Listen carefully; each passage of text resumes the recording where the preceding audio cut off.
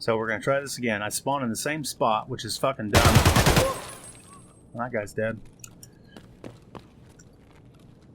That was a scav. That was not a player. But I'm running into other players' territory. I wouldn't be surprised if I don't find a player on my left right now.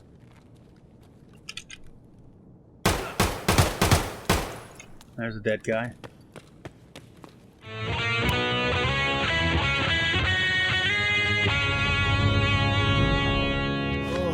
I can't wait to try out Escape from Tarkov. Welcome back, ladies and gentlemen, to the channel. I'm Protodead, and we're going to do another Let's Try Out video. Today we're going to be trying out Escape from Tarkov. Now, I've got to lay it down here. I got to be truthful. I've dreaded doing this specific game for a long time as a Let's Try Out because it's so huge and I know so much about it. It's actually frightening to figure out where to start. As you may know, a Let's Try Out video is kind of a part review, it's kind of a part tutorial, you learn as I learn, and so a little bit of a first impressions. This is going to be much less of a first impressions game today since I'm pretty well acquainted with the game. We're going to try to run through this stuff, and normally I try to keep it around 30 minutes, but this is probably going to run over that by quite a bit because Tarkov is just a fucking huge game. So this game is very much it's a first-person shooter RPG MMO in the truest sense. I'm just going to start rambling off here the stuff that I know, and let's see if anything makes sense and if it sticks. And of course, the purpose of this whole thing is for you, the viewer, to make an informed decision as to whether this game is what you think it probably is, and how the developers have advertised the game to us, and see if this is something that you're interested in. Without further ado, let's check it out. Okay, so first things first. I'll go over how to get to how do you buy into the game. But first of all, this game is a beta. This is a beta version, quote unquote beta. A lot of people say it's still an alpha. That means it's still in development, still currently being improved upon, and it is not the final product. So anything in this video is subject to change. As of the recording of this video, September 26th, 2020, there's probably some features and some things in this game that will be changed and will be improved upon and may not be valid a year from now or 2 years from now. One of the first things I want to point out is that you have to choose between these warring factions, and you have to be a part of either USEC or BEAR, and both of these things are acronyms for something I can't remember quite right now, but one of them has the BEARs are aligned with the some sort of Russian military, and the USEC are aligned with some sort of hired military presence that is largely American in the special economic zone of Russia. When you first start out the game, you'll have a character, and you will create the character. In upfront, no customization, but as you play the game, you get to customize what your character equips and wears and stuff. It's all the gear that you get. I am level 30 currently right now. There is some leveling up to be had, and your skills and stuff increase, but they're almost negligible. You could probably not even pay attention to your skills and stuff and as you play the game, and it doesn't make very much difference. But if you go from, say, a level 60 player, and then they wipe, which means everybody starts over, and then you go back to being a level 1 character, you will notice that you run slower and you get tired faster. It's super massive, it's super big, there's a lot to it, and let me start with the hideout. How about that? Currently right now, whenever you open up your game, you will have a hideout. Now I've got mine decked out. I've got a bunch of stuff in my hideout. So basically it's just 2 hallways, okay, that are connected, and we have certain stations, kind of like Minecraft or Terraria or something. We have crafting stations that are in the hideout that you can craft items and make useful things that you can trade to the rest of the community that's playing the game. You have to upgrade all these things independently, and it takes a lot of money and a lot of time. Like currently I could upgrade my Bitcoin farm to level 4, or to level 3 rather, if I had these items. So I would need some pressure gauges, and I would need computer fans and some hose kind of silicone hose, and some motors. But I also need my water collector to be level 3. Okay, and I can't do that. This is my water collector. I can't do my water collector until I get Jaeger Allegiance, his loyalty level up to level 3. And I'll get into all that stuff here shortly. I've got some other stuff that I've got to get to upgrade my water collector. Each one of these stations does something for you. It gives you passive bonuses. We got health regen rate, a certain amount, and that depends on its level. Like if you have a level 1 med station, your health regen rate outside of raid is going to be much lower. And then you can craft a lot of items from other items. So this on the left is a group of items that you can mush in to your unit, and the clock will start ticking away, and it'll take 46 minutes for you to produce this. Okay, but you can't. I don't think you can do any of that stuff. There may be one crafting station that you can run without the generator, but in your generator you've got to have fuel. So right now I've got a bunch of fuel just stacked up in my generator, and it's just running all the time. So this is the hideout, and that's kind of what it's for. But if you press the enter key on your keyboard, boom, you can walk around in your hideout and take a look at everything. So this is my big badass generator, and it's pretty damn cool. And I've got my solar power that's hooked up outside, and my solar panels presumably are outside hooked up. This is my security door. Like, no one can get in except me, and there's a dead dude outside. I guess he tried to get in and I fucking blasted his ass. This game isn't all rooty-tooty action shooty. Oftentimes actually it's micromanage, planny, gear up, die, repeaty, if that makes sense. So the world is decorated in the Escape from Tarkov's unique design and their unique world. Like, they've got this really, really good world building. This is my intelligence center here. This is where I, like, I guess monitor the world and shit. And this is my server rack, or my GPU mining rack. And I'm mining Bitcoin right here. And Bitcoin can be used to sell and trade for other things with the traders. And here is my shitter. My shitter is extremely important to me. I can do a lot of shit inside the shitter, and I got me a nice picture on the inside. Isn't that nice? There's a lot of features that are planned that are still yet to be implemented, and one of them is going to be some more customization, personalization of your hideout, where you can hang posters and do different things like that. Yeah, here's my heater, and here's my library. It's got a lot of books and stuff. So this gives me a passive bonus to my some of my skills. And here's my bed. Pretty nice bed. And I got radio. I can turn off and turn on. And then we got a PlayStation. I wish I could sit down. I can't sit down. I can squat though. Here's my TV. I can sit here and watch some TV if I wanted to. Eventually they said they're going to link this to the internet, so you could use this like a picture within picture, and you can browse the internet and turn on YouTube and just sit here and watch YouTube in the game. This is the front end of the game. This is this is all your preparations and stuff. And then over here we've got the stash. So I'm going to open the stash, and this is what the stash looks like. This is all the stuff that I've gathered on my quests so far in the game, and this all the way at the bottom is all of my guns that I've got stacked up. Now, this is a lot of weird, like you can't recognize what any of this stuff is, but after you've played the game and you become very intimate with your own stash and what is in your stash, I can recognize what all this stuff is, and it all makes sense to me. But even if you play Tarkov, you'll look at this stash and you'll be like, what the fuck? Why does this guy have this shit stacked like that? That doesn't make any sense. Oh my god, it's fucking horrible. Learn some organization or some shit. Or why does he got all of his attachments up above whatever? It literally doesn't matter.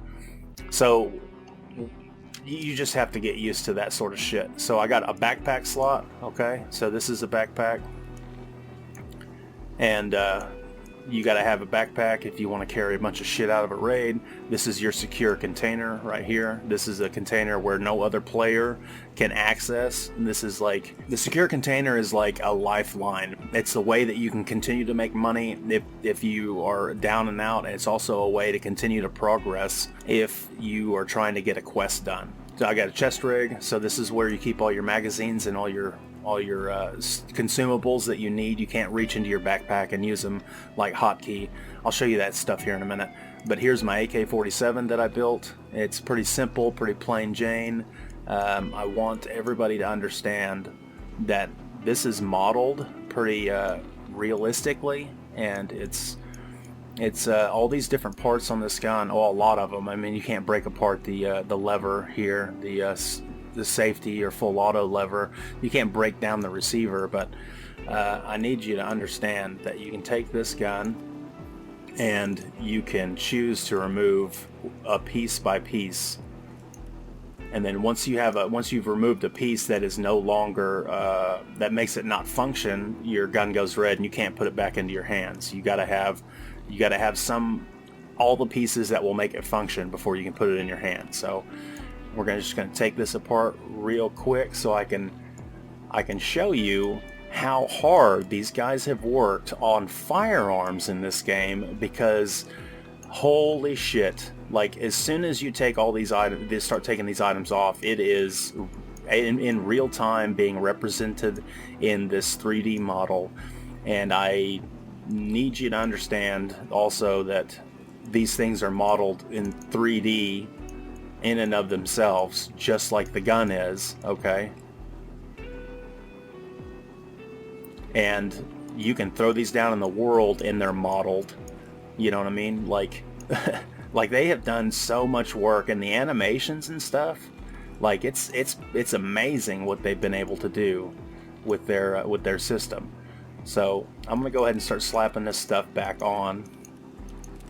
That way we can jump into a raid, and you can see I don't like it like that. I like it like that.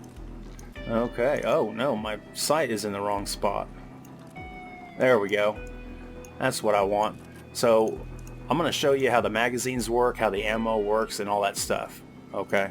So we're going to back out of our hideout now, and we're going to choose Escape from Tarkov, and we're going to choose either our Scav or our PMC. And in this case, I'm going to choose the PMC because you can go in as a Scav, and it has a cooldown of 30 minutes or 20 minutes or something, kind of depending on what you got going on. Currently, that could change. But this is a free run. This is like if you're super down and out, or if you're in a rut, you can run a Scav, and you start with a random set of gear and a random point in the map that you choose, and you have to try to make it out.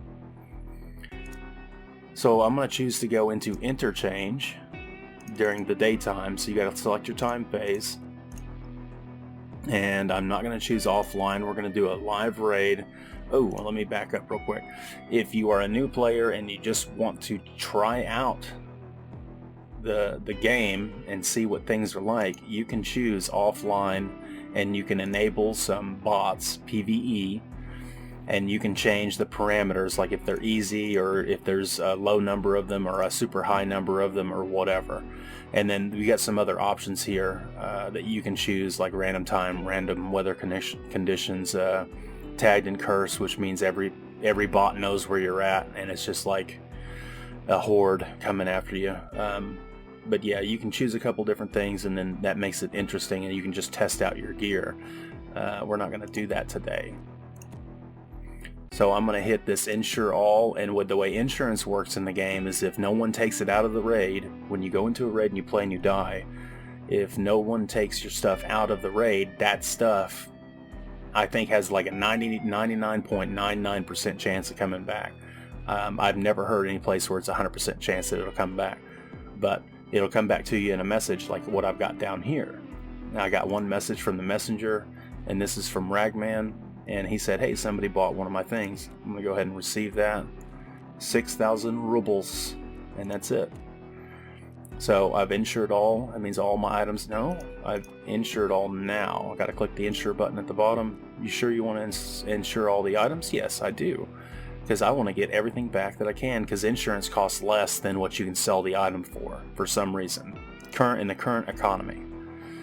Okay, so this is the lobby, and this is my character, and I think I'm all set and ready to go. If I want to look for a group, then I can start looking for a group here. Normally people play in a group on Discord. Today I'm solo. I'm going by myself. So we're going to hit the go button, and then that means we're going to load into interchange. And while we're loading into interchange, I want to show you real quick. This is the interchange map. Golly, this is sensitive. Okay, so this is the interchange map, and I got a bunch of bubbles here. Is there any way to turn that shit off? Fuck. Yeah. Hey. Yeah, and here's the map. This is like a big square. So this is the outside of the map. This is the inside of the map, okay? And this outside of the map, this is a big mall. And here's some parking spaces right here. And this is the playable space around the mall. And a lot of people, they spawn in a spot and they make their way inside, and they got to do what they got to do and try to get back out to an exfil point. And we can zoom in on this map and we can see that there's just stuff everywhere. The maps are huge. I mean, really. The maps are really, really huge. So you've got 12 other people, or maybe there's a group of 3, like 4 groups of 3. I mean, you never know. Every time you hit the go button to go into a raid, you never know what you're going to face. You never know what you're going to be up against. So you could be up against several other single people like me. I'm not in a group. I'm just by myself today. And there could be somebody that spawns all along the outsides here, and everybody goes their own way. No one knows where each other's at, you know, until they bump into each other, and then you start hearing gunfire and shit. But the main gameplay loop is to get in, do your mission, or get some loot, and then fight your way back out. And maybe you got to exfil over here. You know, if you start over here, then you've got to get, however, maybe you go down and then around and then get over here. But you need to get something done when you're in the raid. You can't just run through and get to the end, because then you get a debuff. Oh, looks like we loaded in. Oh man, I'm looking at the sky. Okay, so I know where I'm at. I'm going to check my gun real quick for full auto. You can hit the switch and switch it to single, and it's hard to see right now, but there's some white letters at the bottom right hand side that say full auto. Boom, there it is, the bottom right hand side, or single, depending on what you've got going on. And I'm going to be trying to get inside the building, okay?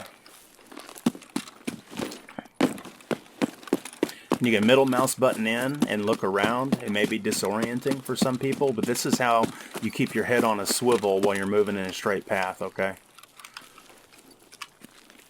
I can check my magazine with a couple of combo buttons here, and then that tells you how many, basically an estimation of how many bullets.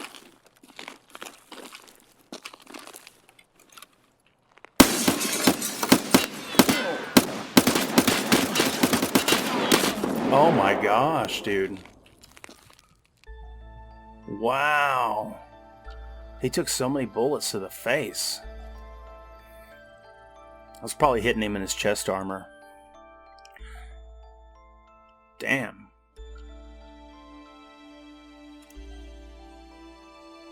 How many times did I hit him? I hit him 9 times. Damage absorbed by armor 241. So I hit him quite a bit, but I stood there too long. So that's how you can that's how quick a raid can be over. So here's the health condition screen. I got shot with some M995. So he was rocking maybe an M4 or something like that, or an 8R, which is like the semi-auto version. And he hit me in my head because I just sit there and just waited for him to shoot me. I mean, I thought I was going to put him down, really. So I'm messed up all over. We're going to hit next. And we're going to go back to the stash, back to the hideout. Okay, and now that we're back here, you can see that my secure container it still has all the items in it that I left with, but everything else is gone. So what happened was in that raid, My body dropped to the ground, and he's probably looting it now after he healed up. And all my items are basically up for grabs. So anybody can take anything off of my person that was here, except I took out my gamma container, my secure container. And there's different sizes of these. There's small ones and bigger ones and stuff like that, and you kind of get those awarded to you depending on either what tier of the game you bought into or your progression. But this guy, basically for that hour of that raid, as it's open, anybody can, like vultures, pick off my body and take whatever they want, and whatever's left at the end of the raid, once it closes, I'll get whatever's left back on insurance, except for ammunition, medical items, food items, grenades, and I think that's it. When shopping for ammunition, you could notice that some of these bullets have radically different prices per bullet. The Ogolniks are going for 13,000 or 1,300 rubles, whereas the BP are going for 400 rubles a piece. And then the BS, a little bit more expensive, because they're in a higher demand, right? I say this because you have to know the ballistics, you have to know the difference between the bullets and what they do and what they, like the damage and their terminal velocity, muzzle velocity or whatever, and how much penetration they've got, and all these different things. Maybe a price is a big deal. It's a lot easier to buy these PP bullets at 141 rubles a piece than it is to buy the Ogolniks, which is, you know, quite a bit more expensive per bullet.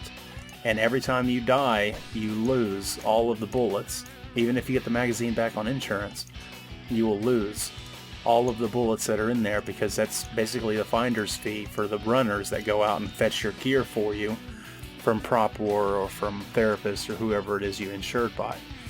What I wanted to show you is that you can put one bullet in this magazine. Now we got 1 out of 30. And we can see that one bullet in the magazine represented, we can see it represented in an accurate way.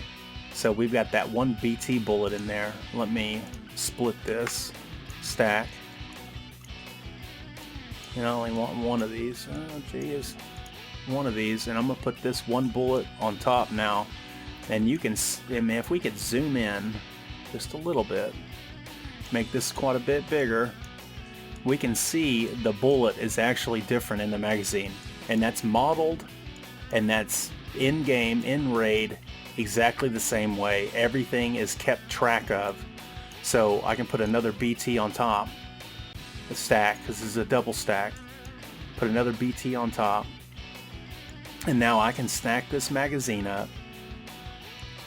I'm gonna have to split this stack up quite a bit, and we can leapfrog, we can cross stack, whatever you want to call it. I can put one tracer round in, and then one armor piercing round, and then another tracer round, and another armor piercing round. This will take forever to do, but we can do it, and the game will recognize this, and it will fire out of the gun in that order.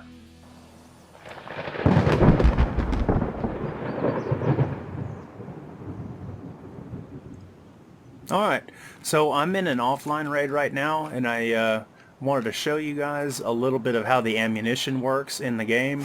So I've got my AK-105 here, and I've got it loaded up with a bunch of bullets. So I've got 30 bullets in my magazine. I'm going to check my magazine right now, and it says full. I got BP on top. But I stacked these bullets in here, right, so that we have some tracers and we have some armor-piercing bullets. So I'm just going to shoot, see if we can see. You can see a streak every now and again of the bullet coming out. I guess it's kind of hard to see, but should be a streak. Every other bullet, I believe, in that magazine was stacked up that way. I believe this magazine has all... Yeah, I'm going to unload this. And then I'm going to put this magazine in, because this magazine has all tracers, and we're going to put this 60 rounds downrange and see if we can see the tracers.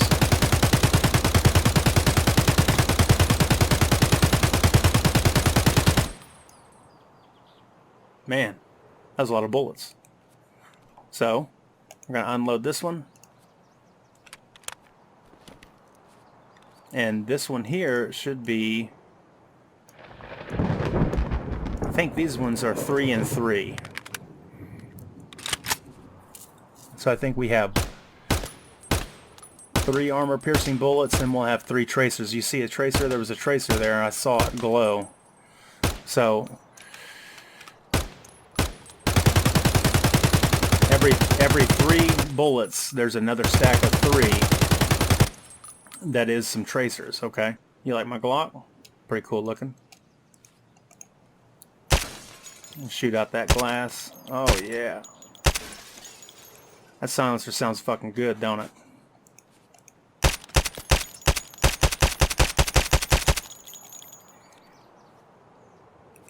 I don't need that no more. See ya.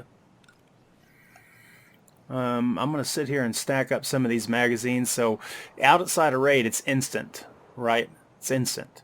But inside a raid, you got to click in every bullet. It takes time to do this when you're inside of a raid. So I just loaded 9 bullets in this magazine, and my PMC knows that I put 9 bullets in. So I just put 9 BT bullets. That's tracers. So I'm going to put BP bullets on top of that. So that means the BTs, the tracers, are going down further into the magazine. So the first ones you load in will be the last ones that come out. Right? As the magazine, because it's a top feed. It feeds out the top. And this game models that the correct way instead of it just being a representation. It's actually modeled the correct way. Let me choose reload here. Alright, so now I've chambered one. Now we should have no tracers until we reach the last 9 bullets. I couldn't tell. It was hard to tell. But we can put the BP bullets in first. And we can stop until we get to 9, and I'll put the tracers on top. That way they'll be the first ones to come out. Took me quite a while to reload that.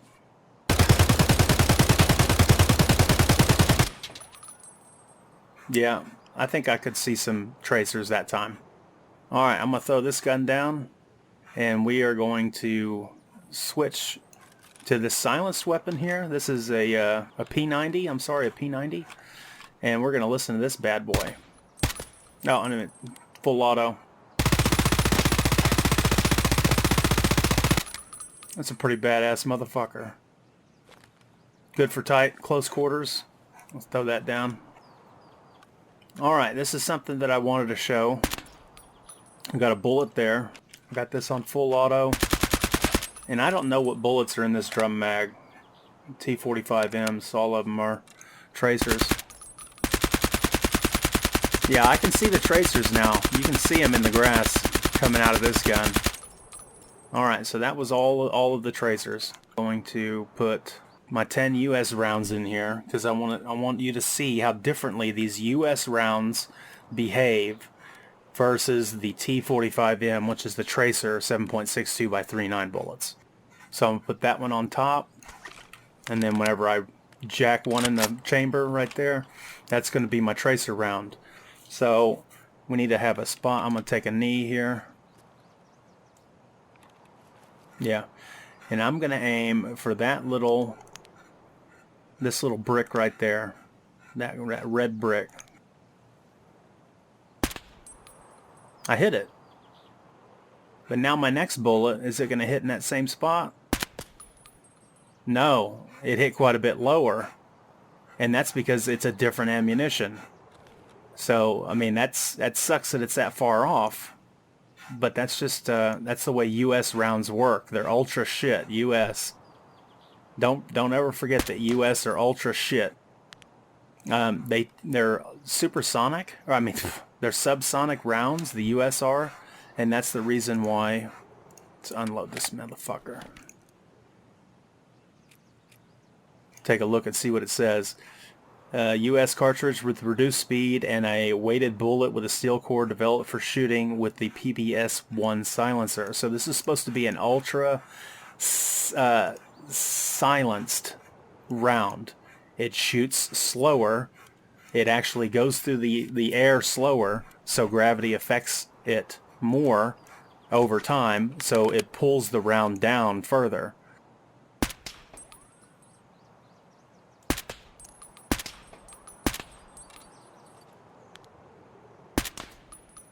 As soon as we get to the U.S. rounds, that was a U.S. round, you could hear it, and you could see that it's hitting way below where I'm aiming at. So that's something to keep in mind when you're switching through your different ammunition types, that if you are not used to the ammunition, then you may not be shooting where you think you're trying to shoot.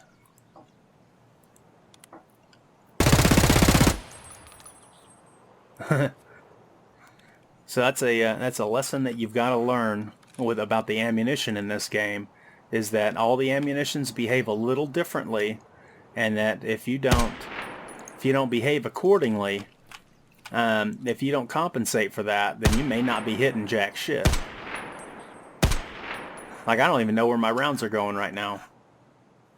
I can adjust my my zeroing with the page up and page down buttons, and you can see the white numbers at the bottom right changing for my range, but I can't tell where I'm hitting right now at this distance. My gun's shaking too much, I guess. But that's a rough assessment of how the ammunition works in Tarkov. Okay, so now we got to gear up again, but instead of just gearing up, what I'm going to do is I'm going to build a gun. So we're going to open up, this is our 8R here that we're going to try, but this 8R isn't complete. We are missing a handguard and maybe a muzzle brake, which isn't important, but we kind of want an optic, and we're going to see if we can pimp this thing out and make it look cool. So I'm going to hit the modding button, and now we've got this thing represented in a 3D space, and we can mod it from here with existing items that I have in my stash, or we can build a preset from this, and we can order all this stuff from the flea market and from traders, which I think is going to be easier. So let me back up and let me show you trading real quick. So currently we have 8 traders in the game. Each one of them kind of specializes in a different group of inventory, and you can barter for a lot of these things or pay cash outright depending on what kind of, what they're trading for. So we have rubles in the game. Currently I'm sitting at just over 3 million rubles. I'm kind of poor. We have euros and we have American dollars all in the upper right hand side. I can't explain all this stuff to you, but currently my level is 30 and his attitude towards me is loyalty level 3. And there's a couple of parameters that you got to meet. They're like gates that you have to meet or cross before you can reach his next loyalty level. And I think the idea is these traders, they can't help everybody. So it's like you're not as important to them. So maybe you don't get the best treatment and the best attention and the best gear. Like Jaeger down here, he does a lot of survival stuff, and he works with a lot of shotguns and like living off the land and that sort of stuff, and that's what he's all about. But I haven't done near enough tasks, missions for him to make him happy enough with me. Like, this is his attitude towards me, or my rep, my trader rep. It is not as high as it needs to be. It needs to be at 0.35 before he'll like me enough for the game to call it loyalty level 3. So I have yet to do some tasks for him, so he's still sitting at loyalty level 2, and at loyalty level 3 I could have a whole lot more items available to me to purchase. So while we're here, real quick, we're going to find Ragman, and he deals with a lot of armor, so I'm going to say, hey Ragman dude, hook me up with some of that good armor. Where is it? Oh, there's some new backpacks. Let's inspect that. Well, looks like a big old tri-zip. It's called a switchblade. Huh. Inspect this one. Boom. The Terminator load-bearing backpack. Man, that is a huge backpack. 76,000 rubles. I don't have money for that right now. Not interested. A mechanism. Anyway, I gotta find a chest rig, because if I don't have a chest rig, I don't have any way to change magazines, not effectively. Maybe it's this one. Yeah, this one's armor class 4, so it may be smaller, more expensive, and have less slots than this one up here, but it's going to have just a little bit more armor, and that's what I'm looking for. Okay, so I just bought that. And let's see, what else am I absolutely going to need? I'm going to need me a slice of cheese and a painkiller, I think. So the medical system is kind of in depth. Hopefully we can get to it. Probably won't. So I'm going to hotkey these items. I'm going to hit my key above my keyboard, not my numpad key, but number 4 on my keyboard, and number 5 for my painkiller. That way I can heal up a little bit. And we're going to go to edit preset on this weapon. So now we got this weapon on preset, and we are going to deck it out. And in this screen right here, this is every item in the game that we've examined, that we've seen before, and they're huge. There are so many fucking items in the game. It's like unbelievable. Okay.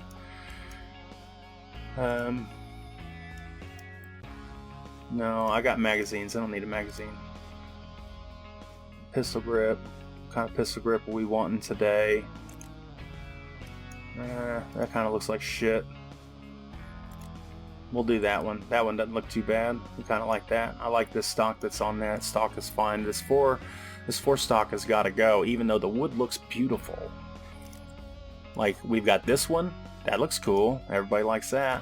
We got this one. That's pretty neat. That one's a little different. It's got Picatinny rails in different spots. That means you can attach different items. Okay. So if I wanted to attach, say, what the fuck? A jailbreak muzzle brake? Wow, that's cool. So I could put some M-lock attachments on the side. It's a big ass fucking flashlight.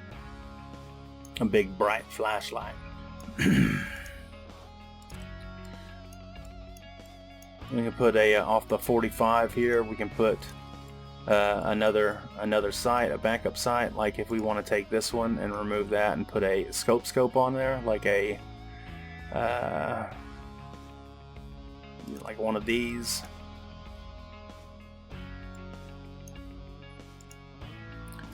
One of these high-powered scopes. Then we could look through the scope, and then we'd have a backup sight on the side for close range. Yeah, the possibilities are endless. Really are. So actually I'm going to change this to... That's a pretty cool looking one. That's a new one. Wonder how expensive it is. Yeah, I'll go with this one. That one looks cool. And then we're going to put one of these grips on there. We've got a 45 grip, which is like high in ergonomics. It helps you aim faster. This one's probably higher in accuracy. It helps make it more stable. I don't know the stats on all this shit. There is stats on the gun that gives you a representation of kind of how the gun will handle.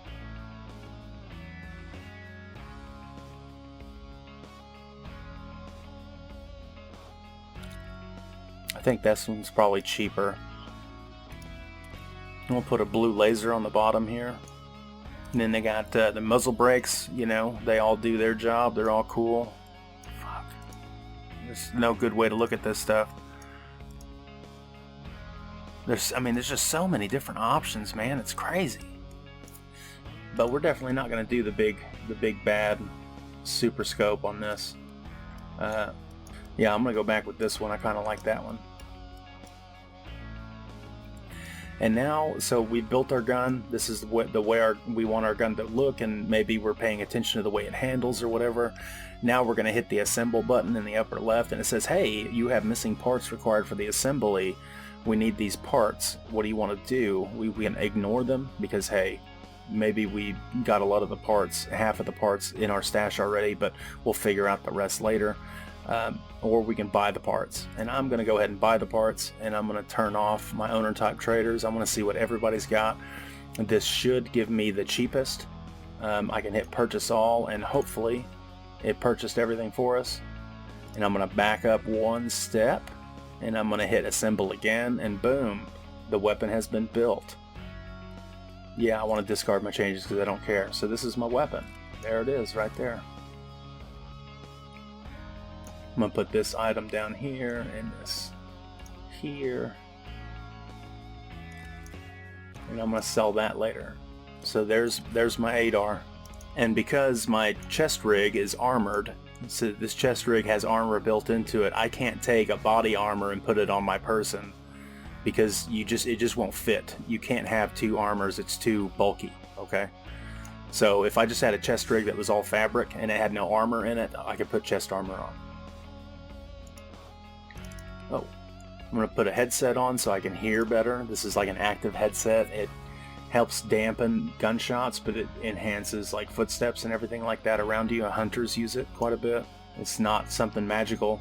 Something I want to mention as well is all of these items, almost all, there's a few of them that's made up, but like this stock here, this item is a real stock that you can look up. You can find it in the world. Like you can search gun broker website, or flea market on the internet or whatever.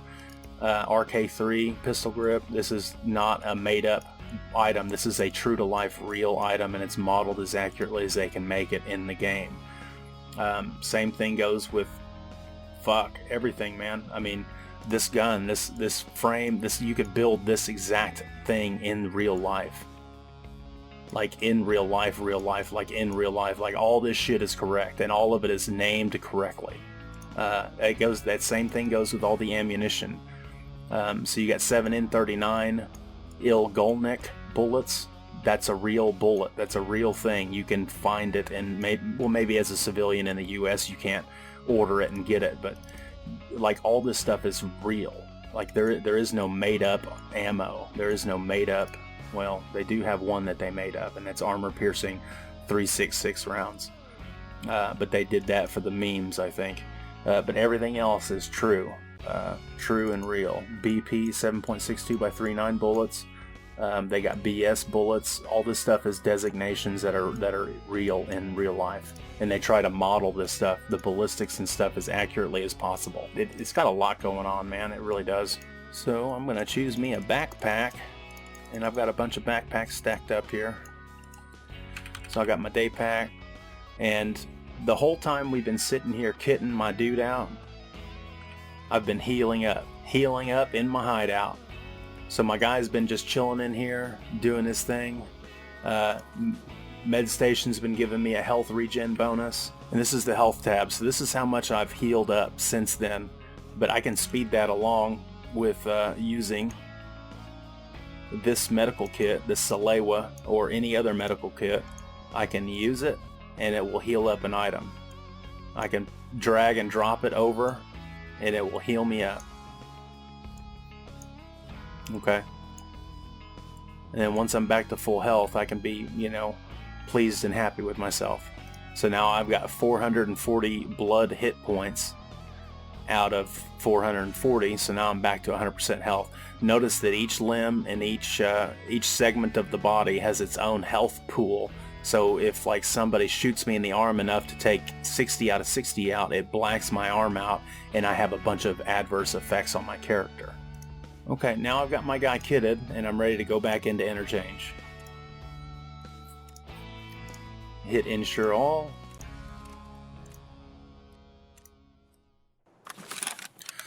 Alright, so now I'm in the raid. I'm in a new raid here.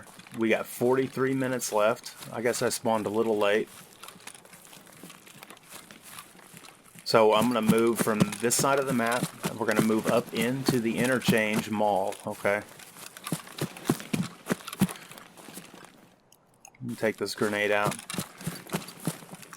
I'm going to hit my grenade button, and this is going to pop my smoke. And this is a tactical smoke here. Probably not going to do us any fucking good.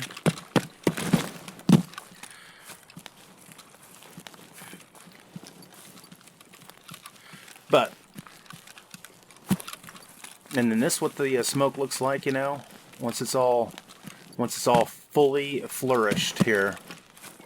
So you can give yourself a little bit of smoke screen. It's not that great. Oh, that's a fucking scav right there. I shot him. Got a Vath. Okay. It is time to fuck shit up. I'm gonna reload my gun. Gotta reload. That's the dead guy right there. And that's a bot. That's an AI bot. That is not a player. So there's a bunch of AI bots in the game. And they're primarily scavs. There will be some more factions coming soon. But primarily scavs. I'm going to dive on this guy. I'm going to check his inventory. So he's got a 12 gauge shotgun. And he's got a 6B47 helmet, which is the same thing as this one, except this one's just colored different. This guy's got a Tarzan chest rig on. And I'm going to go ahead and take his magazines, because I may want to use those in that shotgun. I'm going to search his duffel bag here, see if he's got any food or water. Oh, he's got a tourniquet. Okay, so that's that. I'm going to go up in here and see if I can check this gun real quick.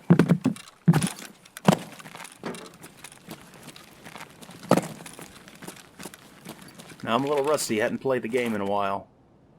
Usually you gotta lube up the joints, man. You gotta oil them up before you get real good. Right now I'm still trying to get used to the DPS and spinning around and shit. But I'm gonna switch to this weapon. I got it on my secondary. I'm gonna check the magazine. Boom, it's empty, and you can see that there's no bullets in the magazine, and then the word empty on the lower right hand side is telling the character, hey, he knows that it's empty. So I'm gonna hit the reload button, and he's gonna, oh, I had one in the chamber. I can fold the stock if I want to fold it, if I'm in tight quarters. I can check the chamber here and see that there's a bullet in there. And now it says that I'm full.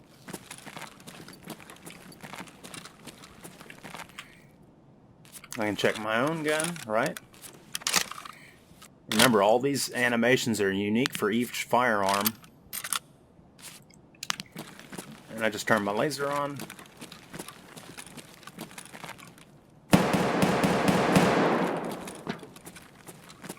Somebody up here shooting.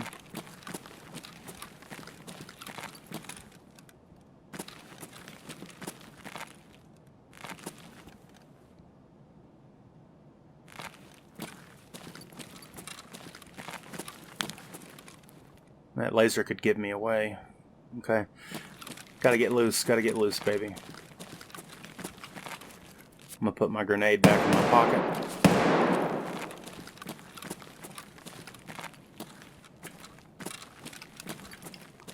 You can't throw a grenade if it's in your backpack. You can't change magazines if they're in your backpack. They gotta be in your chest rig or your pockets. It's the same thing with medical items and food items if you hotkey them.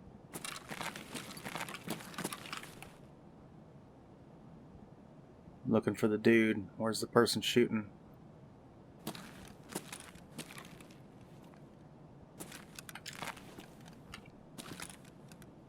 So this game is primarily a looter-shooter, right? So you gotta loot, you gotta shoot.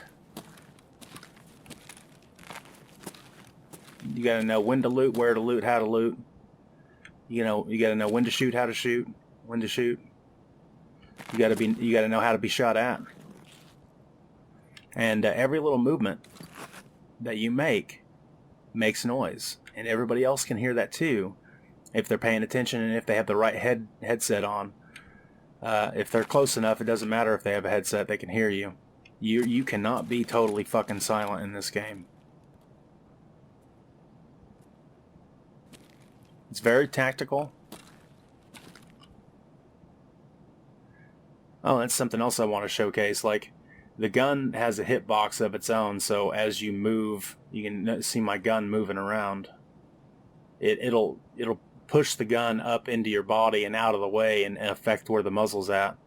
And when you fire a bullet, the bullet fires from the muzzle. It doesn't just like spawn in front of your character and then you know, path straight to the place where you had the little clicker on.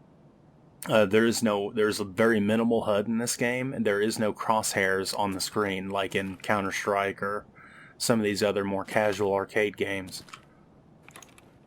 You have to have an optic on your gun to have a crosshair, and you have to be looking down that optic. And if you move, that hologram or whatever will move accordingly. Like, I mean, it's got some parallax error is what I'm trying to say. Like, when they do something, when BSG, Battlestate Games, does something in this game and they implement it, it's done with care and strategery. Surgical precision. There's a lot of bugs, to be sure. There's a lot of things yet to be desired, but like, their choices on realism is paramount. So there is a day-night cycle too. You can see the light shadow right here on that in front of me from the skylight. You can see the shadows moving. That's because the sun, the light source in the world, is moving across the sky. Okay, so I'm gonna search this bag right here.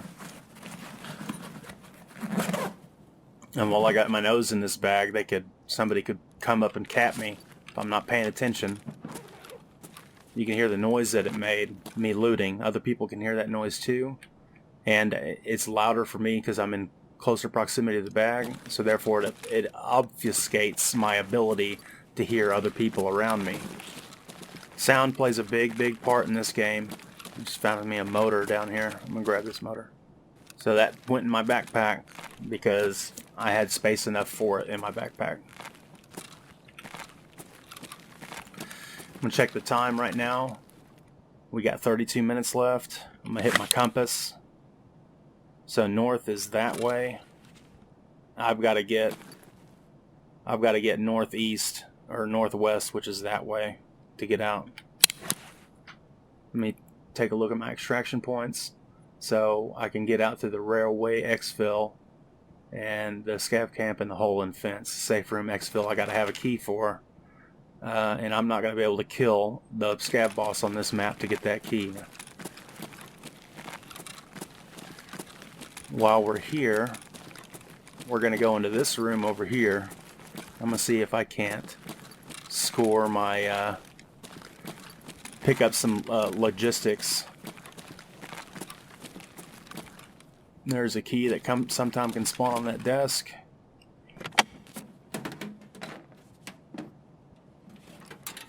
SSD, power cord, hell yes. So those items are pretty worth. I'm gonna unlock this door because I think Ragman has something that he wants me to get from this place.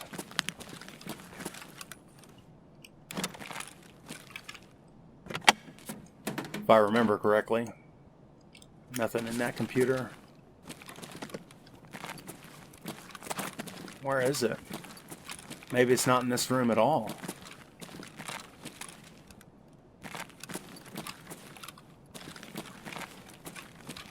Excuse me?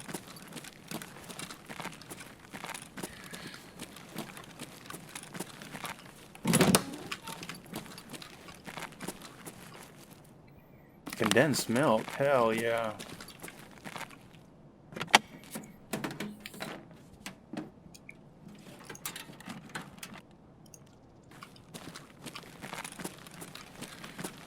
Oh no. What I gotta get's over here. Yeah, I remember now. Whoa.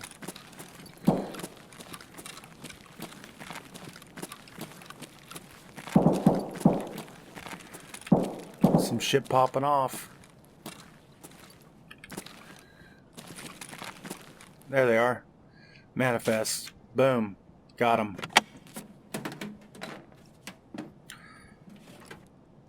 DVD player. I'm gonna throw those out. I'll take it. I can make circuit boards out of it. So I can craft this later with a screwdriver into circuit boards. Wires. You always need wires and capacitors. You can sell that shit on the flea market.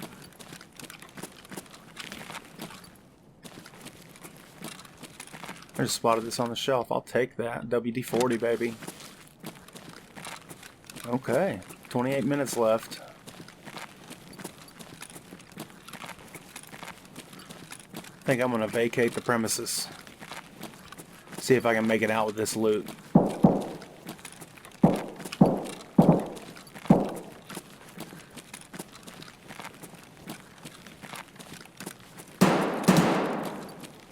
Somebody much closer. I'm going to throw a distraction grenade.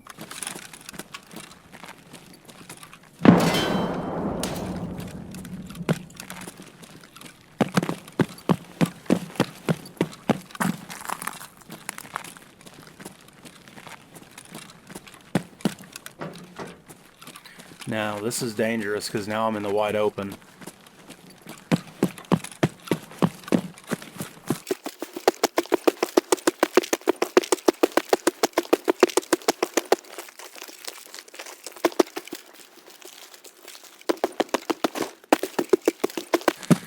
Now, those gunshots that we heard earlier, that is player. Like that, these bots, these AI bots, they don't war with themselves right now. They don't fight amongst themselves. They're all part of the same team.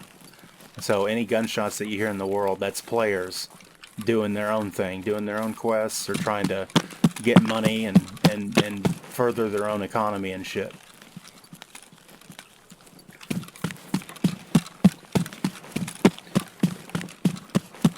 Oh, there's a person up here.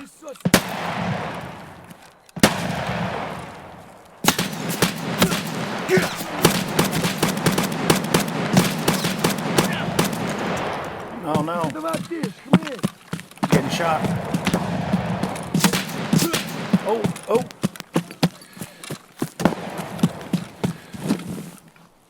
I might have to hit that heel. I'm gonna go ahead and pop a painkiller too.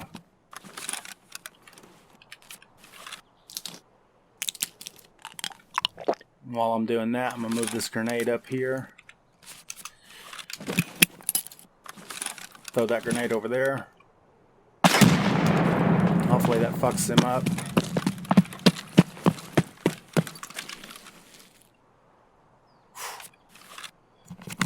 Those were just AI, but man, they're brutal. They can be like Terminators.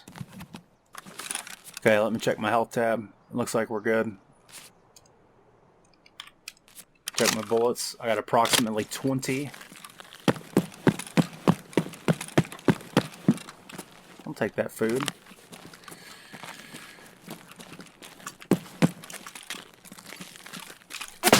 Oh shit. I'm bleeding.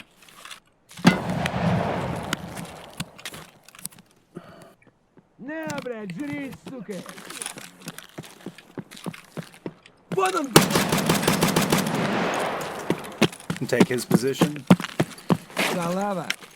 Oh no, I ran out of bullets.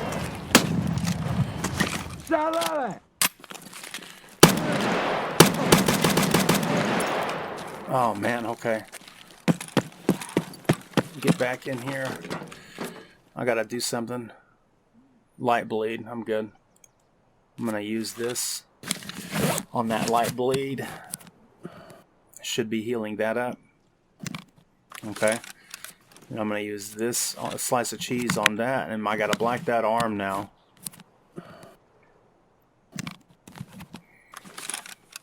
Check my bullets, about half.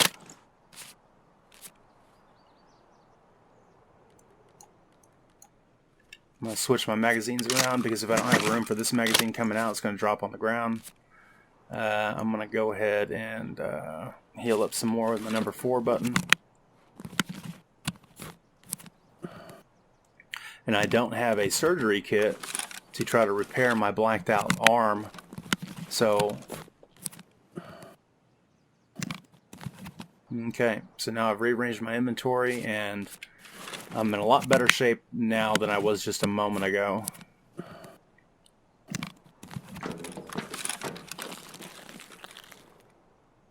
So now that my arm's blacked out, you can see my hands are shaking. My arms are shaking. My gun.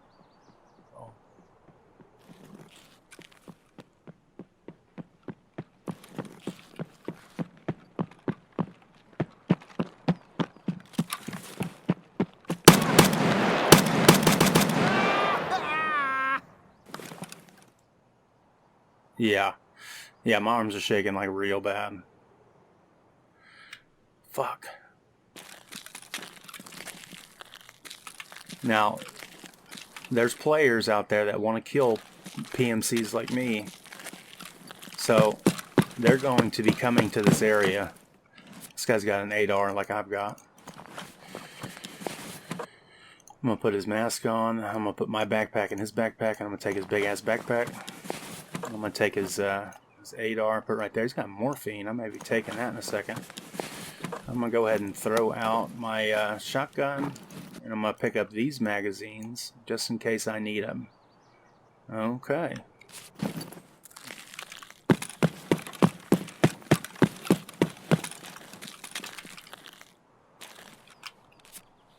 See what this guy's got. He's got a shotgun. He's got some UN armor. Take his eye protection. He's got a tourniquet as well.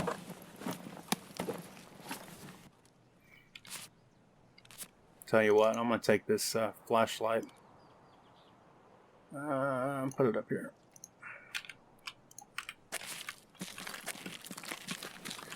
I got to be careful. Somebody doesn't spot me. This guy's got a pump shotty. Take his flashlight. Take his whole sprut. Check his backpack. All these guys are having tourniquets. Very strange.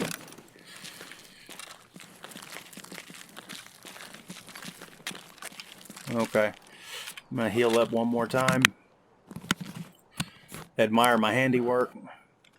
See, at any moment, those guys, those scavs could have outright killed me.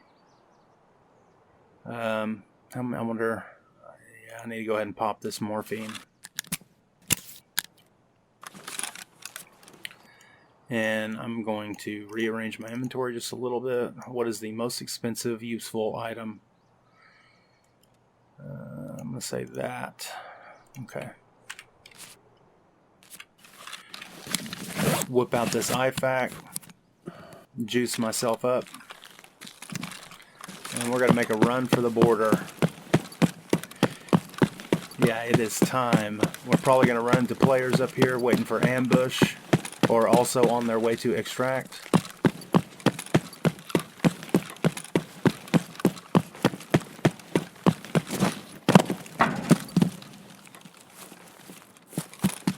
Since this whole map is like a gigantic arena, there's defined borders. This is a wall that surrounds the map, and you can get into the lore and we can explain that stuff away. But basically, it's just for gameplay purposes. The maps can't be infinitely large, right? They got to have like a predefined area. So I'm looking around for silhouettes and people movement, making sure that you know, I'm not running up on somebody unaware.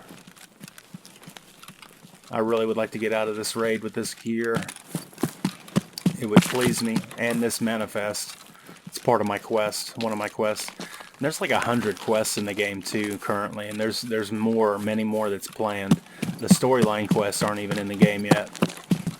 I'm looking hard. I mean, this is such a critical moment right now. 19 minutes left.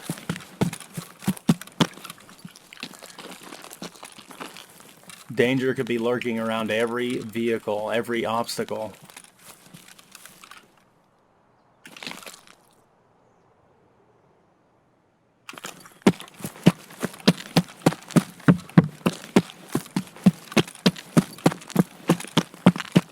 Looks like we made it. We made it to the exfil point. Now I just got to wait the timer, and then boom, we're going to be out.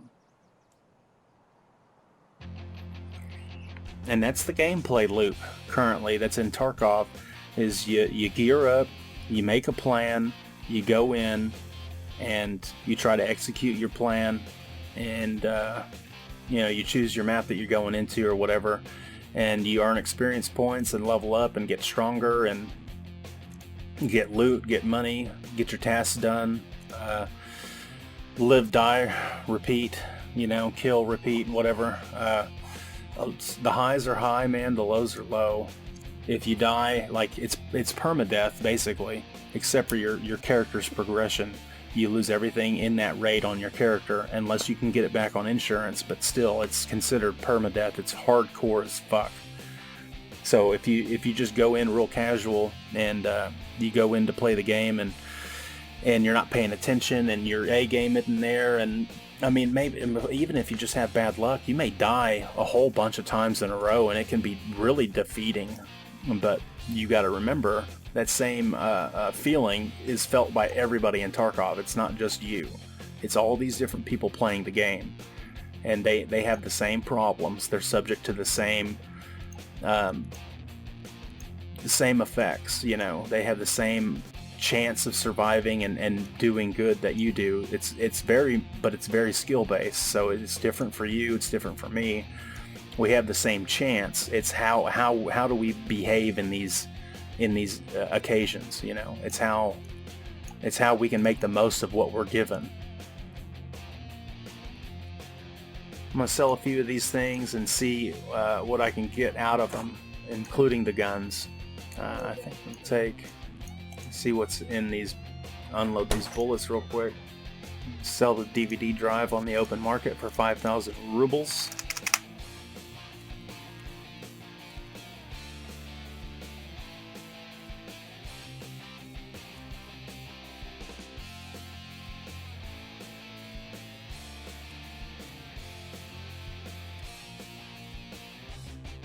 How about this food? This guy's selling them for 76,000. I wonder if anybody's going to buy it. I'll put them up for 20, because you got to eat and drink in this game.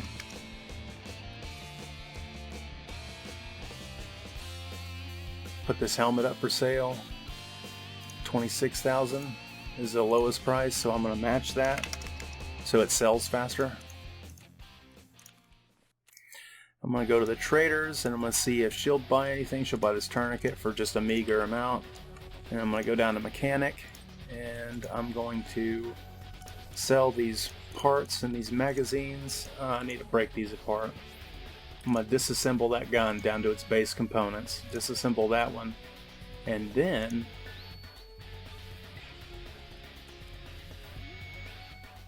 that's a bunch of money I just made.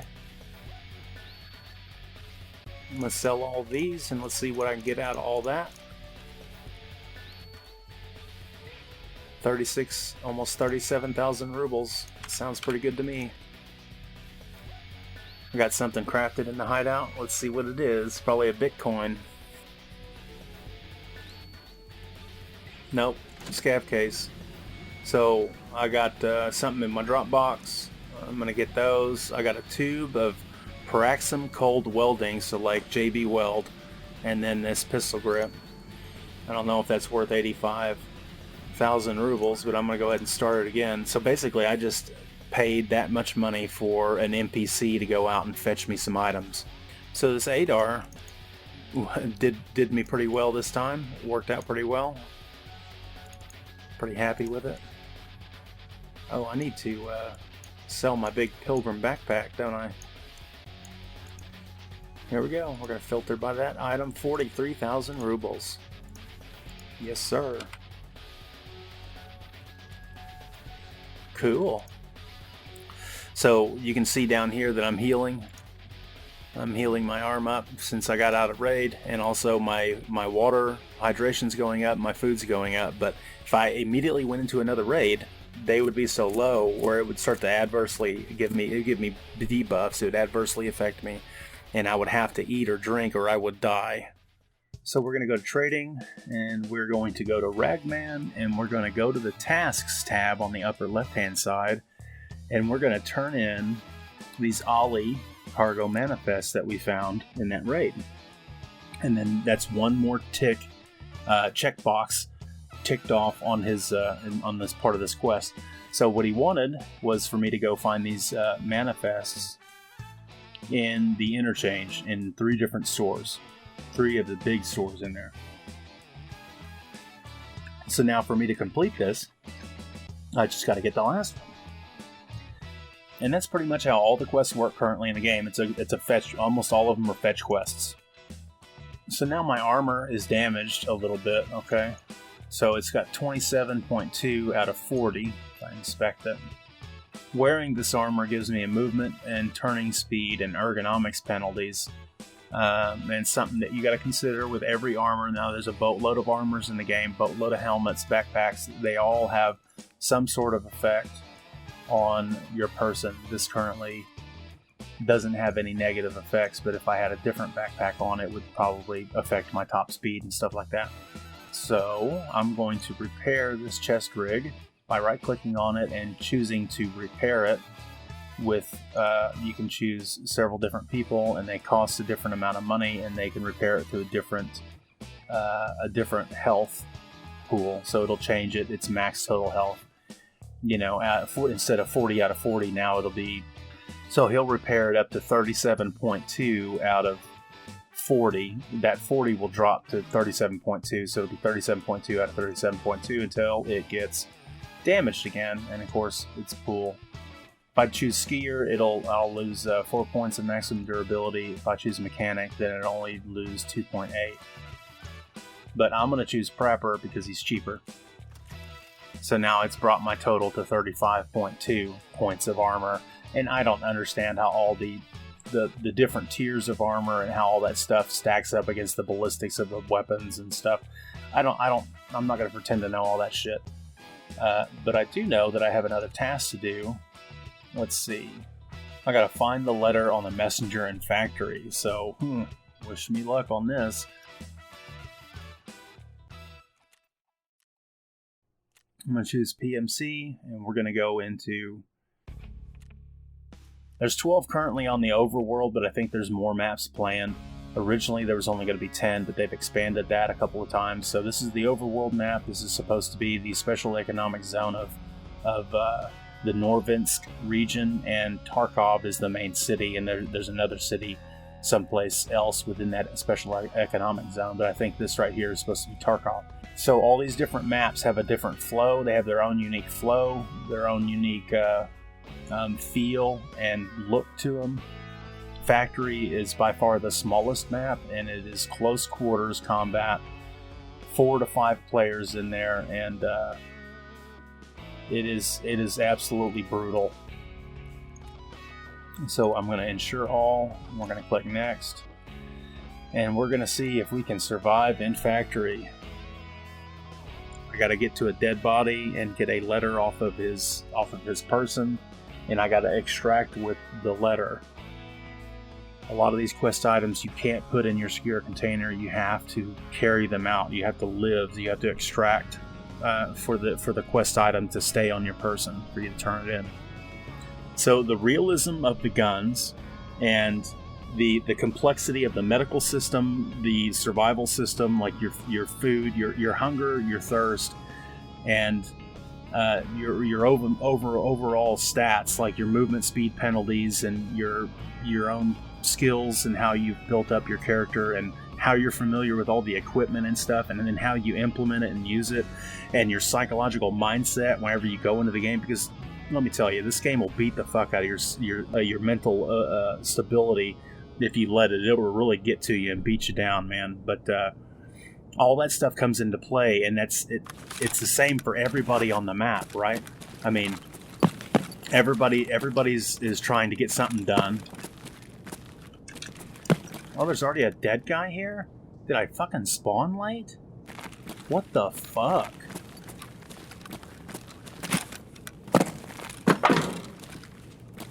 Holy shit. I spawned late as fuck. Like, everybody's having to deal with this shit. Like, it all comes into play. It's like a gigantic simulation. And what are you going to do with the information that you're given? So I'm in the tunnels right now. there could be anybody around any corner at any time, and it could be all over for me.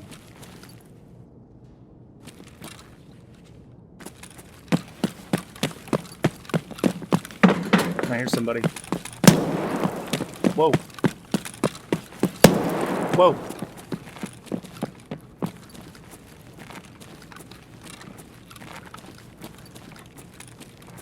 There he comes.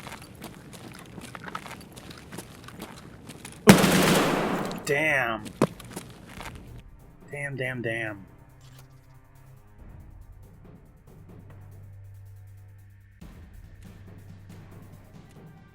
Well, that was a quick one. And I'm going to apply this raid so I can hurry up and get into another raid real quick. I had to pay therapists. That right there was a convenience, quality of life. I could pay therapists to heal me up to 100%, and then I can get right back into the raid. I didn't even get to fire my gun, man.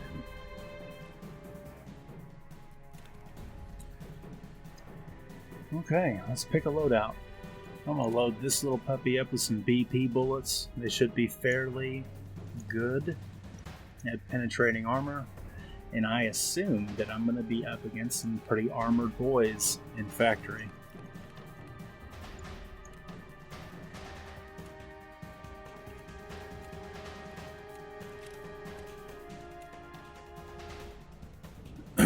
Yeah, the way they've modeled all the items in this game is impeccable.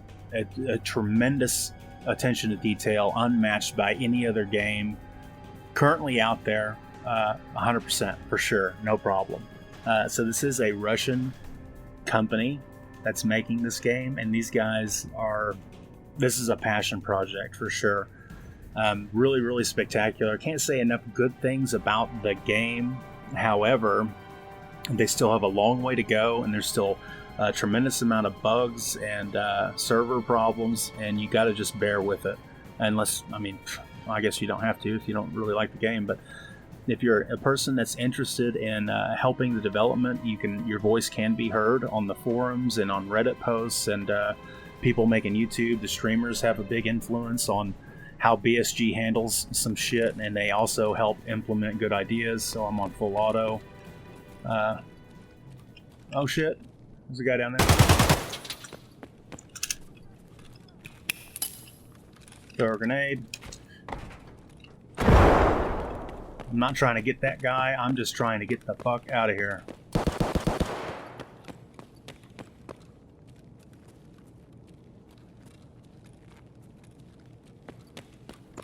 So we're gonna try this again. I spawned in the same spot, which is fucking dumb. That guy's dead. That was a scav. That was not a player. But I'm running into other players' territory. I wouldn't be surprised if I don't find a player on my left right now.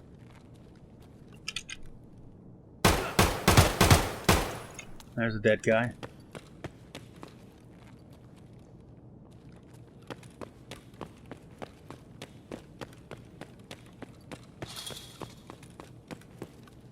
And this is where my letter is. And that's my letter. Got it. I'm gonna reload. I'm gonna go back the way I came. I'm gonna check this guy. I'm gonna try to get out.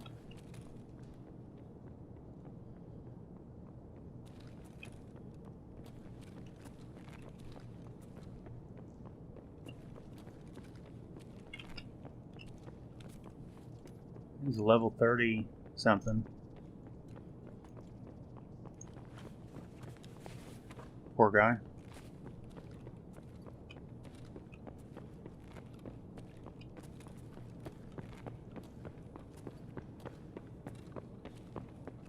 Is this a trap?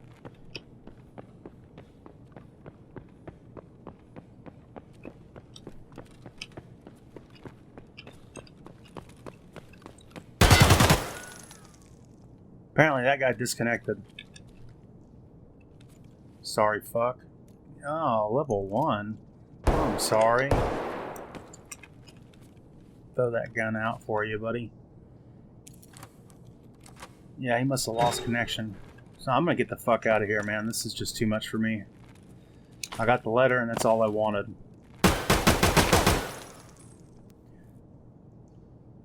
Come on, come on. Let's do it. Yeah, so... that level 1 guy was running in place because he apparently disconnected. And when that happens, whatever movement you were making at the second that you disconnected, you're going to continue to make until you reconnect. So I killed the scav downstairs in the tunnel and didn't loot his body. MN_, I shot him. He was level 36, and he was looking in the wrong place. He was probably listening to this guy run in place. And whenever I killed this guy, I ran and got my my letter. So I've got to turn in my letter now. Feels good to win one. Boy howdy, goddamn. Whew. So anyway, no amount of explaining and showcasing what this game loop is and the environment that you play in. There's no amount of explaining it that will match the tension that you feel once you're in it. Like once you're invested and you start getting, like, this game is super immersive, right? And so there's no amount that I can explain or anybody can explain. You have to just feel it. It's like the Matrix. It's like no one can tell you what it is. You have to see it for yourself. This shit will get you in your heart and grip you by the throat. I mean, this game, ooh, man, it is a whole nother world, man. So I've turned in the letter, and I just got a request reward, and now I think we've unlocked the ability to purchase Salewas from her. I think is what that means. Oh, via trade. So if I hand over 3 ophthalmoscopes and 3 LEDX skin transluminators, then I can get this thick case, which is something I can fit a lot of weapons into, and then this good key, and then a bunch of money, plus experience, and then plus my rep up with her. And that's the way all the quests work in the game. You get rewards. I mean, well, sometimes you don't get any rewards, but you get to further yourself along the quest chain. And there's just a fuckload of quests. So all the ones that are grayed out here are all the ones for her I've completed. I talked a little bit about this earlier, but the secure container is like, you can put stuff in there to prep yourself for a raid, going into a raid, and then that means you don't lose anything that's in here, right?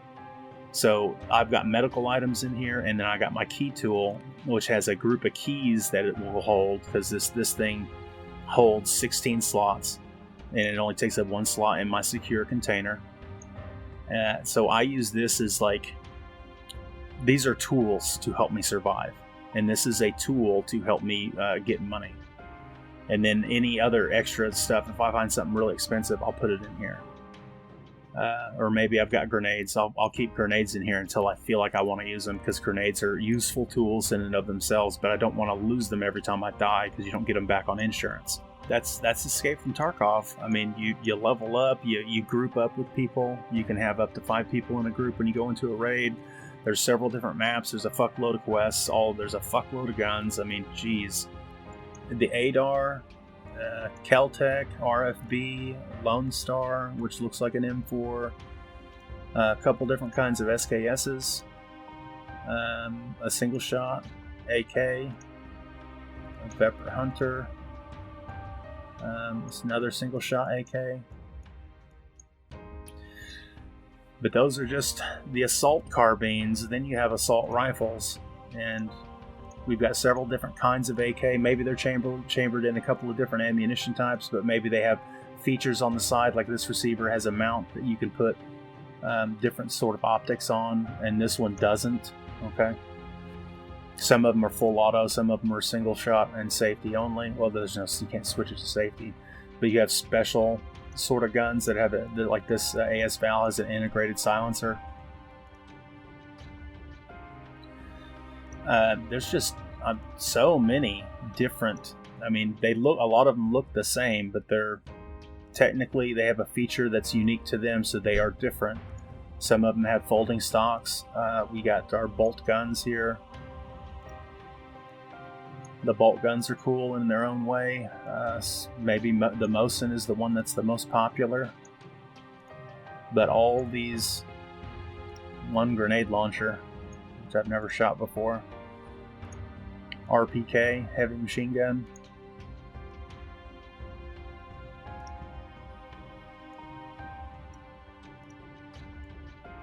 Remington, SVD, M1A, whole bunch of pistols. I mean, just a whole bunch, and each one of these has, like, you know, all the components on them that break apart, and you can change out, like, all the customizations, like different optics, different slides. Yeah, boy howdy. SMGs, and all of them have different price points, and that stuff fluctuates with the market because the flea market is an open market. There's people that put stuff up on sale all the time, and it affects the prices. It's a very what they've got right now is super complex, and it's super fascinating what they've built here. They have built like the most complex hardcore survival first-person shooter MMO RPG ever. Like, it's way better than Stalker, it's way better than Metro, it's way better than WoW. Well, in a different way. Like, it's way better than any battle royale. It's just tremendously innovative. So we're going to open up preset, and we're going to go to the Glock.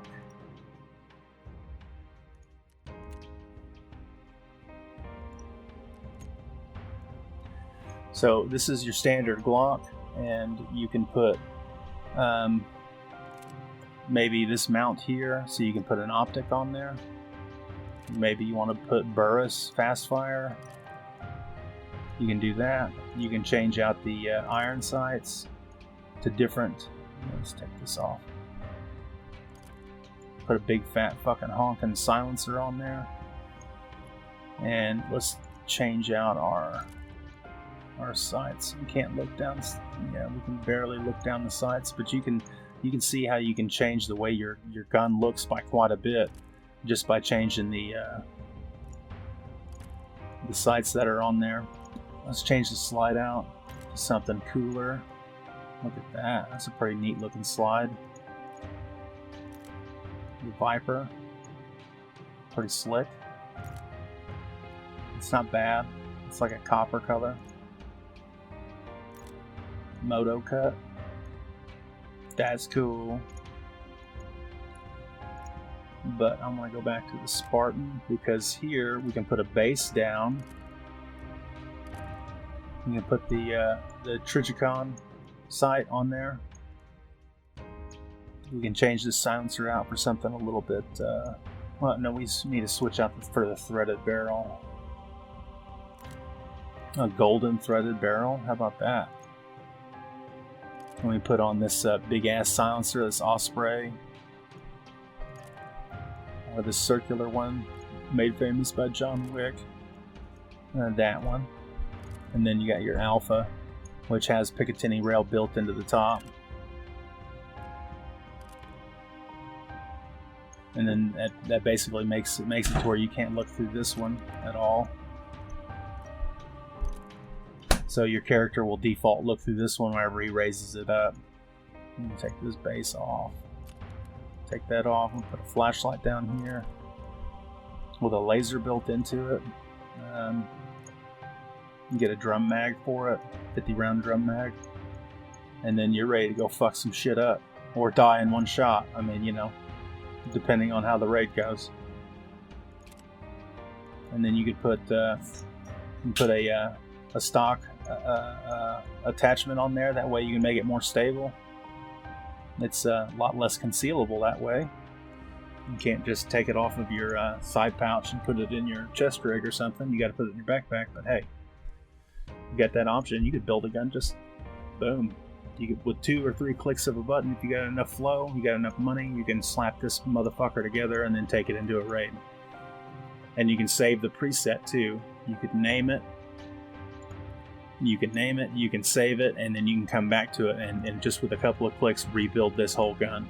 and you can go through and figure out what the stats are for each of the different attachments and try to figure out your best looking or your best performing or your best handling or whatever gun that you want to get the job done. You got to remember that all this gear, start changes, all this gear and all these guns, all they are tools to try to meet an end. And the end is to try to further your advancement in Tarkov and try to get the tasks done and level yourself up so you can have access to better equipment so you can continue to snowball and get stuff accomplished, and you get sucked into this world. You know, it's man, it's just, I can't say enough good things about the game. It's really hooked me, and I've been dreading making this video for a long time because the game is just so big. You know what I mean? But I'm going to show you now. We're going to go into the segment I like to call Let's Read the Words of the Developer, and let's see what they have to say about their game and see if it stacks up against what we saw. So you go to the escapefromtarkov.com website. You can't buy this from Steam. You can't get it from Humble Bundle or GOG Games. Nothing Epic. It's not on any of that stuff. If you're interested to learn about the game, you have to purchase it directly from Battlestate Games at escapefromtarkov.com. So let's click on pre-order. The beta is available.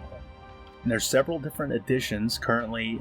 As I'm recording this is during Thanksgiving, and they have a little bit of a sale going on, which helps people, you know, purchase the game. You can get the standard edition, which is normally $50 US.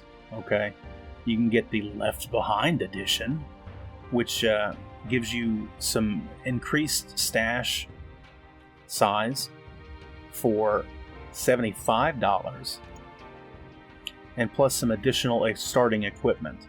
Now, all this stuff here, you're going to lose all this stuff, same as you would lose, like how you saw me lose in the raids earlier. You're just going to burn through this shit. Yeah, all these items are you're just going to burn through them trying to further your advancement in Tarkov. This means almost nothing. You get the Prepare for Escape edition, which is $100. This money is just crazy. How much money it costs to buy this game. The biggest benefit is you get more stash space and you get more items to start with. The Edge of Darkness edition is the one that all the diehards have got. That is $140 normally. It is, ooh man, it is a lot of money to pledge to a game, but you really got to believe in the in the development of the game to give them this money to help them to develop their game further. And you got to make that decision whether it's worth it to you.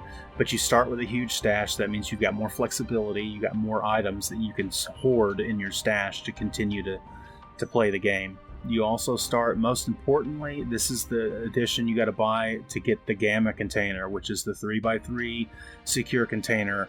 All the other editions, you only start with the 2x2 Alpha container. And I don't understand why it doesn't say that like in big fucking blinking neon letters here.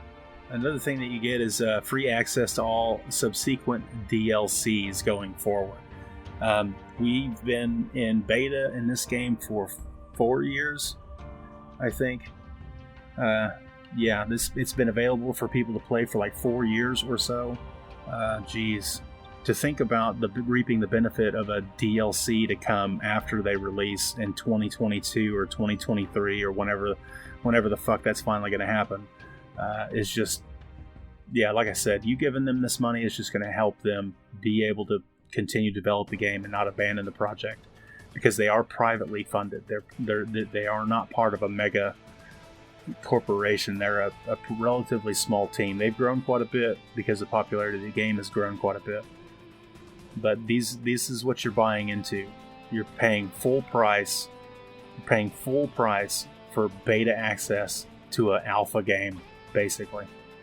And if you want to give them more money to help them develop, they will reward those players with a few more perks. The biggest one being the beta of the Gamma container and the huge stash size. Now the stash size is almost negligible now, because in the hideout you can upgrade your stash size in the game through hard work and grinding.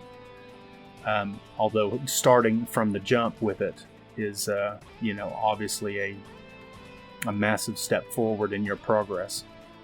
Okay, in the words of the developer, Escape from Tarkov is a hardcore, realistic online first-person action RPG simulator with MMO features and story-driven walkthrough. You gotta remember that this shit's translated from Russian. With each passing day, the situation in the Norvinsk region grows more and more complicated. Incessant warfare in Tarkov has sparked massive panic. The local population has fled the city, but for those who have stayed, are looking to improve their fortunes at the expense of others. Having accepted a new reality, savage Tarkov locals, the Scavs, flocked into well-armed gangs and started the redivision of the city. Nowadays, Tarkov is separated by unseen borders, controlled by different groups. Gain-greedy gunmen would go to any length to have their way, including the murder of civilians in direct confrontation with the two private military companies.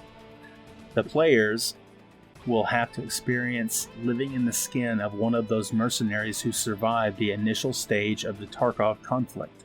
After choosing one of the sides, Yusek or Bear, the player's character starts to make his way out of the city. Tarkov is sealed off by UN and Russian military, supply chains are cut, communication with operational command is lost, and in these conditions, everyone has to make his own choices of what to do and how to get out of this chaos-ridden metropolis. The events of the Escape from Tarkov take place in the fictional Norvinsk region of the Special Economic Zone that has become a gateway between Russia and Europe. Preferential conditions for large international companies, however, have not only attracted law-abiding businesses, but corporations of dubious intent as well.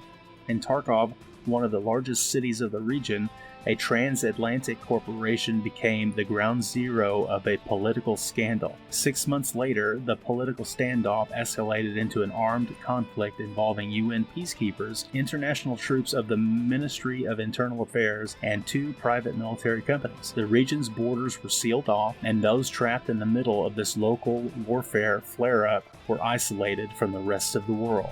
Story-driven scenario-based walkthrough as one of the multiplayer game modes. Complete raids on a large-scale location with your friends or alone. Explore many of the unique and authentic locations of Tarkov City and its suburbs, citizen blocks, chemical plant area, AA military base, and the heart of Tarkov City, private living zone, and others in real-time weather conditions and time of day changes. Discover concealed locations, reserved facilities and stocks, sealed terror group offices, and underground warehouses. Find useful information and items which will help understand what's going on in the city. Cooperate with ex-enemies and change the priorities to unfold the mysteries and escape from Tarkov alive. Behold the system module HEX, this hazardous environment combat simulator.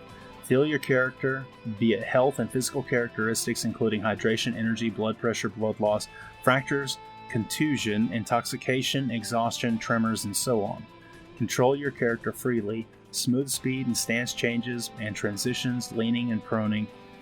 Be aware of real-life ballistics and projectile hit physics. Get ready to feel the weapon as it is in real life and get used to physical concepts of weapon operating. That's jamming, overheating, wearing out, reloading, aiming, charging, and of course shooting. Discover the most advanced weapon modding system ever. Change everything you ever want to expand your weapon's tactical capabilities. Interact with the environment to gain situational domination. Switch lights. Commence tactical entry with door interaction system. If you die, you'll lose everything you took or found in the raid. Organize your backup inventory kits and secure containers and insurance. Treat yourself, your gear, and weapons properly. Apply large variety of medicines to stay alive and focused. Repair your armor, firearms, and cold steel. Purify water and sort out your food rations. Manage your inventory in a classic slot-based way. Organize and modify your chest rig like a real professional. Utilize special equipment like NVGs, radio headsets, ballistic vests, and helmet. Loot fallen enemies and containers to get a vast variety of items to use and barter. Get experienced. Learn points to level up, nearly 100 unique skills to train via repetitive actions principle. cooperate with strangers, or get shot by your friend in the back. There are no rules. The louder you scream, the faster they come. Get your trigger finger ready. Confront the AI civilian scavs, or play as a scav with a random set of gear, weapon, and health condition. No need to worry about death. You will not lose anything from your main character. Get out alive while playing a scav and then transfer his loot into your main stash. Experience a large amount of non-combat activities, communicate and trade with NPC merchants, gain their trust to get special goods and quests. Adapt to the economy, which change in real time according to the player's operations and events controlled by AI. Sell your loot in rag fairs and auctions. Become a trader with your own store, runners, and specials. Work with your stash, heal your character, repair and modify weapons, examine items, chat to learn news and gossip.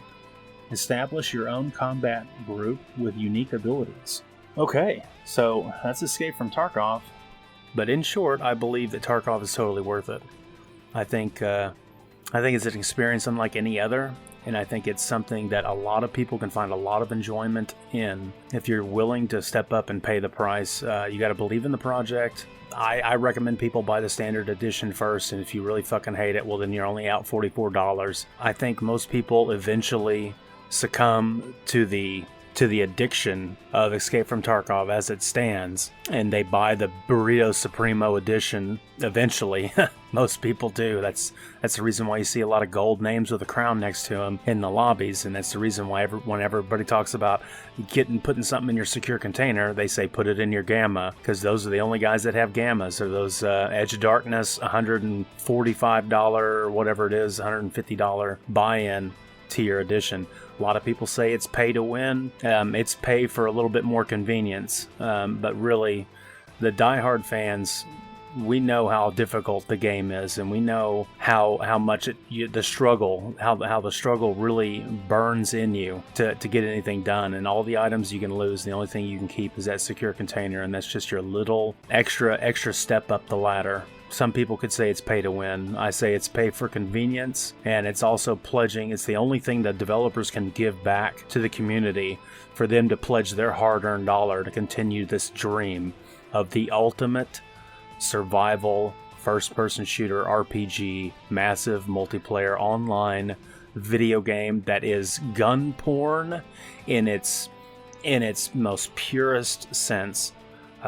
This is a work of art. It's a masterpiece, and a lot more people need to experience it. It's snowballing in popularity, and it's going to continue to snowball because it's just that damn good. If you have a gaming computer and you haven't, if you like first-person shooters, if you like survival, if you're a fan of Stalker, if you tried the Metro series, any hardcore RPG, then you should really love Tarkov. And why haven't you given it a shot yet? I mean, are you crazy? Don't be crazy. Just check it out. Trust me, it's worth it. I've been Protodead. Like my video if you liked it, dislike it if you disliked it. And leave me a comment down below telling me all the things that I missed and forgot to talk about, like the weight system, the upcoming features, all the different factions like the Untar cultists, and the radiation that's coming, and all the other map-to-map travel where you don't load into the map in an instance, like all the stuff. Leave a comment down below. Let's get engaged. Let's talk about it. Let's have a discussion. I love you guys. You guys give me the encouragement to keep doing videos, and I very much appreciate it. Subscribe to my channel if you're not already subscribed to catch any future content. I've been Protodead, and I will catch you on the flip-flop.